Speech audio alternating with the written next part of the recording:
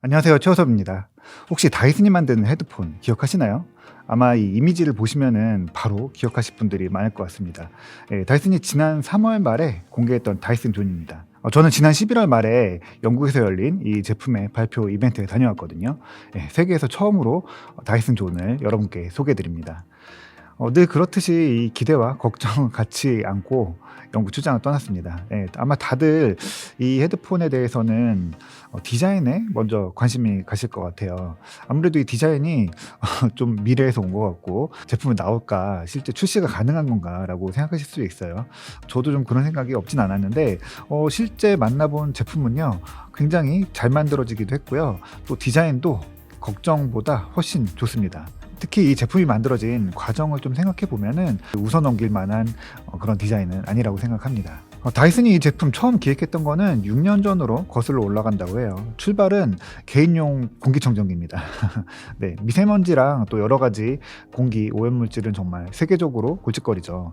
우리도 이제 코로나 이전까지는 이 가장 무서운 게 미세먼지였잖아요. 공기청정기는 이제 우리한테 필수적인 가전이 됐고요. 또 집집마다 하나씩 다 사는 게 거의 뭐 유행처럼 번졌었죠. 그런데 사실 제일 걱정되는 환경은 집이나 사무실이 아니라 이 외부였죠.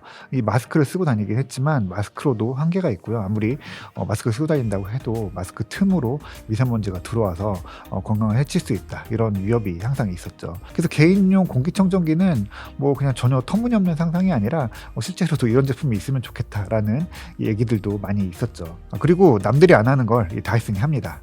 초기에는 이 얼굴을 가리는 지금의 디자인이 아니라 어깨에 얹어서 이렇게 목에 감는 식으로 설계를 해서요. 깨끗한 공기를 걸러서 이제 입 쪽으로 쏴주는 그런 형태의 디자인이었는데요. 실제로 테스트를 해보니까 효과가 떨어지더라는 거죠.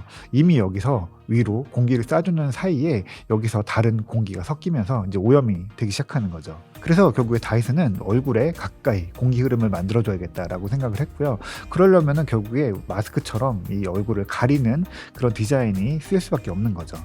여기에 모터랑 필터 그 기기가 더해져야 되니까 그 가장 이상적인 형태가 바로 이 헤드폰 모양이 된 겁니다. 이 디자인뿐만 아니라 이런 제품을 구성하는 그 아이디어 이런 거는 사실 말이 되죠. 다이슨은 이참에 아예 헤드폰으로 만들자라고 결정을 했었고요. 또 생각해 보니까 이 도시의 대표적인 공해가 뭐 공기에 대한 뭐 오염도 있지만 소음도 굉장히 큰 심각한 공해죠. 그래서 이거 쓰면 우리가 일상에서 가장 익숙한 헤드폰을 쓰는 것만으로 두 가지 공기와 소음에 대한 공해 문제를 해결할 수 있게 되는 거죠. 그래서 그냥 뭐 우습게 뭐 웃음거리로 볼 게 아니라 그만큼 이게 환경 문제가 심각하다라는 게 이런 제품에서 드러나는 겁니다. 뭐 영화나 게임 같은 데서 이런 미래의 황폐한 환경에서 다들 이런 거 하나씩 쓰고 있잖아요.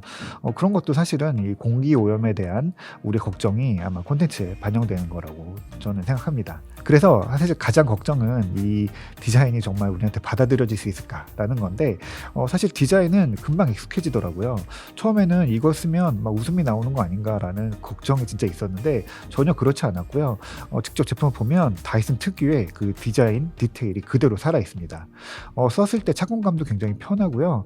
노이즈 캔슬링도 성능이 굉장히 좋습니다. 다이슨 본사는 뭐 영국에 있지만 런던이 아니라 런던에서 한 차로 2시간 정도 떨어진 마운스베리 지역에 있는데요. 가서 보니까 굉장히 공기가 깨끗하더라고요. 여기는 정말 공기청정기 필요 없지 않나라는 생각이 들긴 했는데 그래서 이거 쓰고 뭐 공기청정이 어떻다라고 뭐 그런 효과를 누려보지는 못했는데 직접 쓰고 보니까 이해도 되고 이 효과도 있겠다라는 생각도 듭니다. 모터는 이 헤드폰의 이 귀 양쪽에 있어서 양쪽에서 공기를 빨아들여서 이 앞쪽으로 쏴주는 거거든요. 그러다 보니까 이 귀 주변에 모터가 있는 거죠.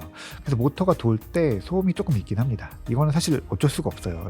노이즈 캔슬링 같은 부분으로 지울 수 있는 게 아니라 이거는 그 소재를 타고 그 진동으로 들어오는 거기 때문에 이거는 물리적인 자연의 법칙이거든요. 그래도 다이슨이 이걸 줄이려고 노력 굉장히 많이 했고요. 이 모터의 진동을 줄이는 뭐 그런 기술뿐만이 아니라 이 팬이 돌잖아요. 그 팬이 무게중심을 정확히 맞춰야 돼서 하나하나 이렇게 홈을 파서 균형을 잡기도 했습니다. 그리고 실리콘으로 이 유닛 부분에 댐퍼를 대서 뭐 흔들어도 뭐 뛰거나 걸어도 그 진동이 소리를 타고 들어오지 않도록 굉장히 노력을 했어요. 근데 그래도 사실 100% 지우지는 못하고 어느 정도 살짝 윙 도는 느낌이 좀 들긴 합니다. 근데 이 소음은 사실 외부에서 음악 들으면 거의 들리진 않고요. 뭐 들려도 그렇게 거슬리지는 않습니다. 근데 또 음악을 듣는 입장에서는 어느 정도 신경이 쓰일 것 같기는 해요. 근데 뭐 이 부분은 뭐 공기청정기를 끄고 쓸 수도 있고요. 또 소리와 이 맑은 공기를 맞바꾼다라는 관점에서 보면은 충분히 뭐 납득할 수도 있을 것 같습니다.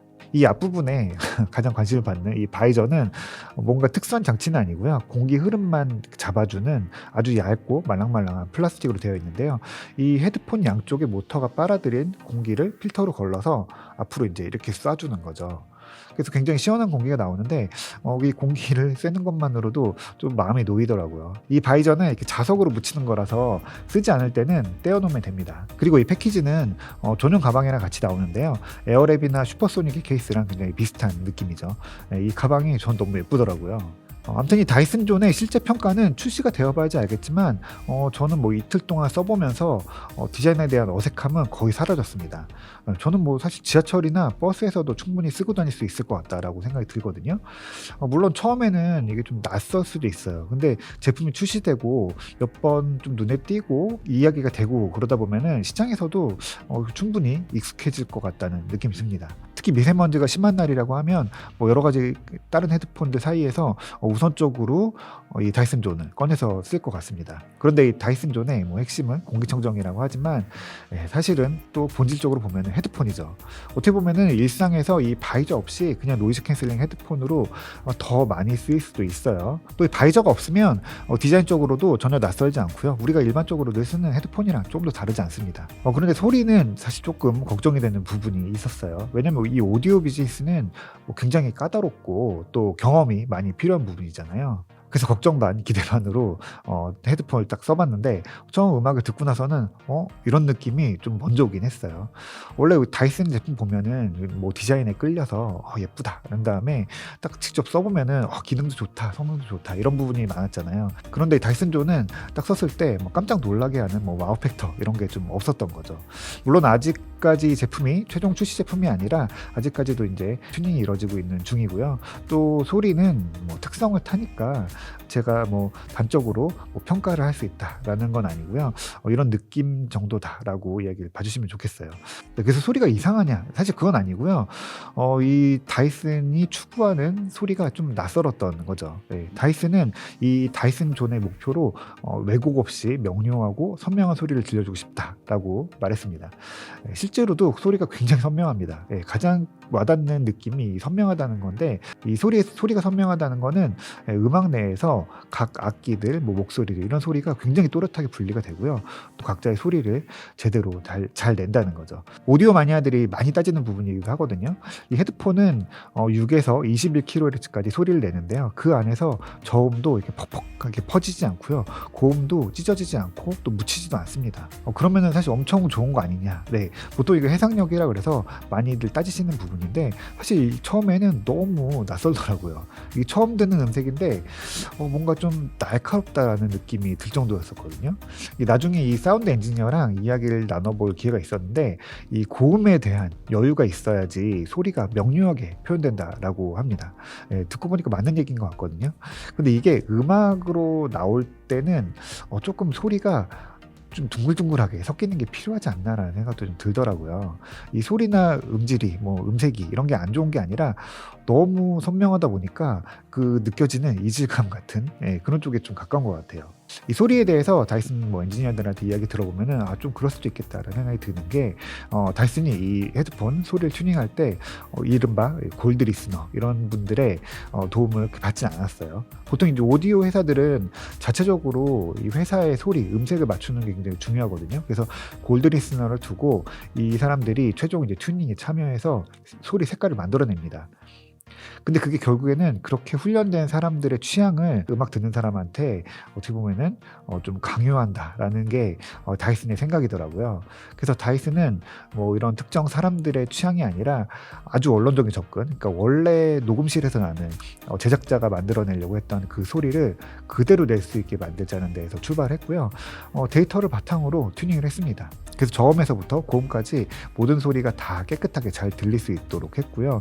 또 편견 없이 어떤 장르의 편견 없이 여러 음악가들의 의견을 들어서 이 소리를 만들어냈다고 합니다. 그래서 제가 느꼈던 인상은요. 요즘에 유행하는 뭐 케이팝 같은 경우는 굉장히 잘 어울렸고요. 시원시원하게 또렷하게 소리가 잘 들렸습니다.